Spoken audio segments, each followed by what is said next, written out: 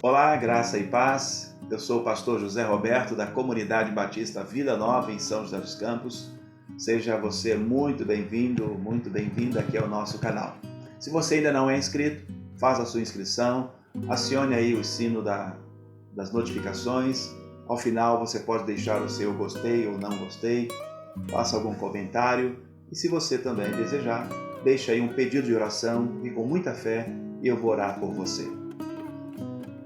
Nosso irmão Hamilton Álvares, irmão aqui da nossa comunidade, ele escreveu um texto sobre o seguinte tema: pecado, perdão e graça.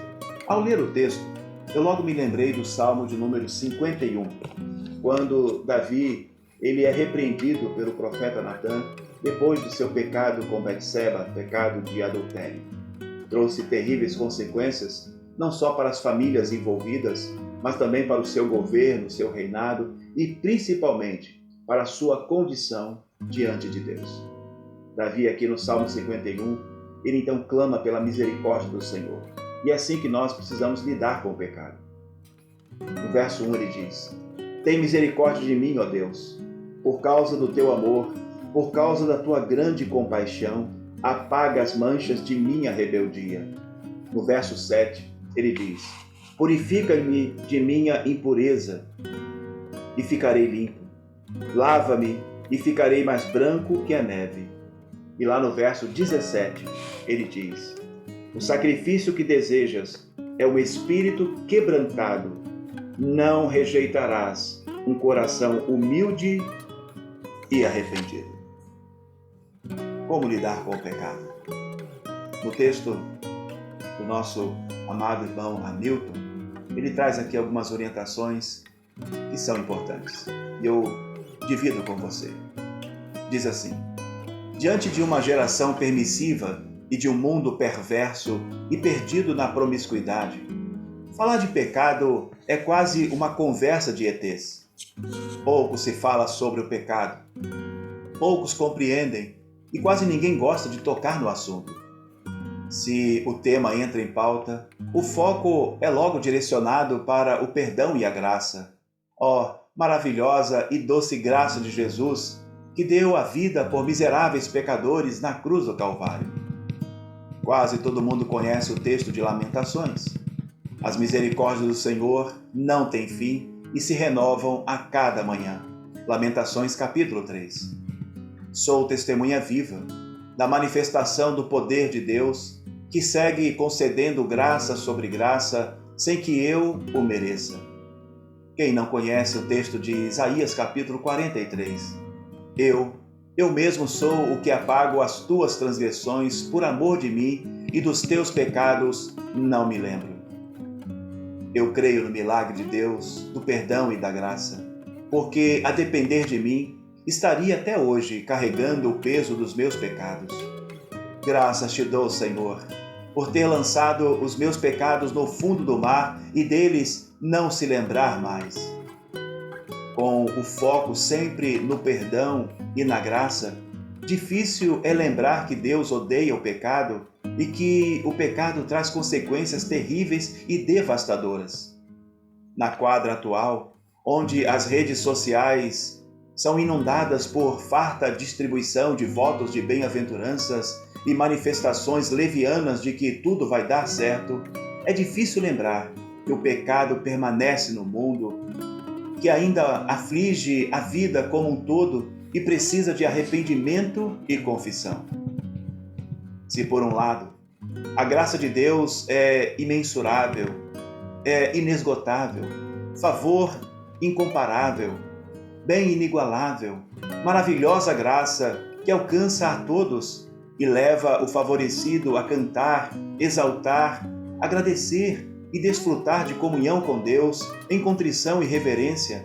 Por outro lado, o pecado não pode ser ignorado, não pode ser condescendente, ainda que o pecado possa parecer irrelevante.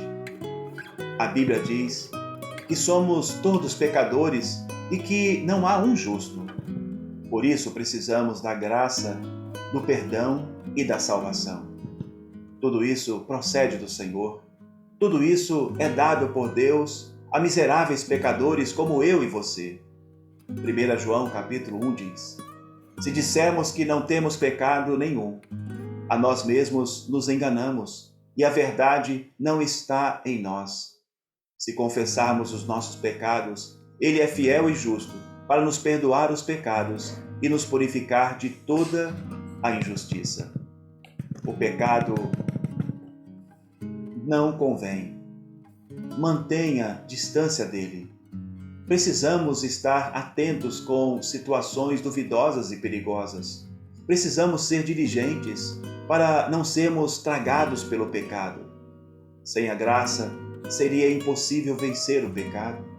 E mesmo diante da inesgotável graça de Deus, precisamos ser diligentes para não nos conformarmos com um estilo de vida tolerante ou negligente diante do pecado. Que o Senhor nos capacite a enfrentar a vida com alegria, intrepidez, responsabilidade, oração e submissão ao Senhor. Lembra-nos sempre, Senhor, que somos membros ou partes do corpo de Cristo e que o Senhor nos chama à santificação.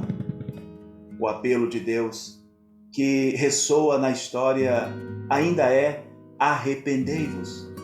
Os profetas, os discípulos e os apóstolos são portadores dessa mensagem. Jesus Cristo conclamou os homens ao arrependimento. A Bíblia repercute tudo isso e a geração atual não pode construir uma narrativa à parte da Bíblia, como se o pecado tivesse deixado de existir. Sejamos zelosos para não envergonhar a Cristo.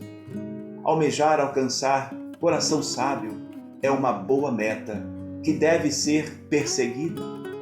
Levar sempre no corpo o bom perfume de Cristo é responsabilidade e dever. Anunciar a salvação de Jesus Cristo é missão. Que o Senhor nos capacite a combater o bom combate, cumprir a jornada e honrar o seu nome em arrependimento e confissão. Eu quero orar por você. Pai, diante de uma palavra tão desafiadora, eu oro agora, Deus, que a tua mão, que a tua graça, que o teu perdão, Pai, seja sobre a vida daquele que ora comigo neste momento. Traz renovação, Pai. Traz renovo. Restaura. Reposiciona.